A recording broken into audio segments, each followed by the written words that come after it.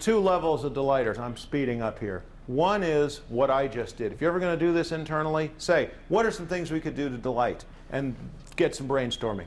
The more involved and significant delighters in my experience, I always ask, let's put ourselves in the shoes of our customer for a second and list what problems do our customers face on a day-to-day basis. Not necessarily problems with you, right? But get inside your customer's head. You're sitting there, what frustrates you on a day-to-day basis? Because if you do that, and then ask the question, what can we do to help them solve some of those problems? If you can solve a customer problem that they're not expecting you to solve, that leads to a delighter that they'll remember, and that'll lead to a delighter that will be very difficult, if not impossible, for your competition to match.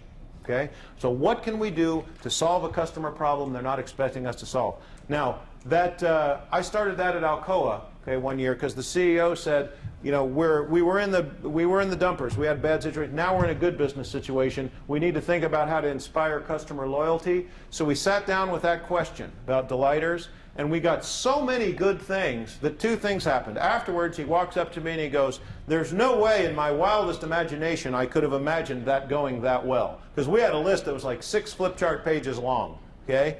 And they put a measure on their balanced scorecard for the next year entitled the number of delighters implemented per month. Okay? And it was just the number of times they had gone to that list and were able to use it for a certain customer. Okay? It was just a huge benefit for them. So I think that's a big deal when you're trying to come up with innovative ideas. The last one here, I'm going to talk about real quickly. What do I got? 3 minutes. Great. Enterprise creation means if you have a process that you would say is industry class, world class, super killer, wonderful process, okay? Think about, could that literally change the strategy of your organization? Could that help you set up new business segments that you don't already have? Okay, now I'm going to give you 2 examples that are up here and then a public sector example. Talked about Walmart this morning. What's LL Bean known for? Sorry? Outdoor gear, okay? Their world-class process is call center stuff, okay?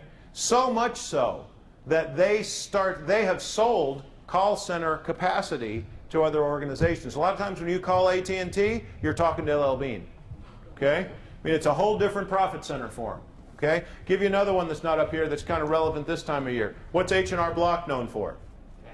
Taxes, okay? But if you think about managing the workflow in a tax firm over the course of the year, you think that's pretty consistent?